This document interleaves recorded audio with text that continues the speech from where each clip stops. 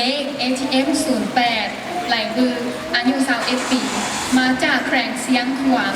ปัจจุบันกำลังศึกษาอยู่ที่มหาวิทยาลัยแห่งชาติคณะสถาปัตยกรรมศาสตร์สาขาออกแบบผลิตภัณฑ์ย่อยงกุยตันชัยตุยเดนดาว ATM 0 ปีไหลบือเนื้อยุ่งนังเกาอีชงแต่ชิโนก็ต่อกันต่อยอดเรามหาวิทยาลัยแห่งชาติคณะสถาปัตยกรรมศาสตร์สาขาออกแบบผลิตภัณฑ์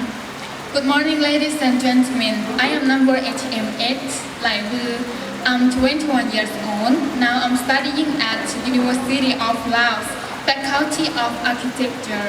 the final year of Product Design. Thank you. ว่าเจ้าขอขอบใจ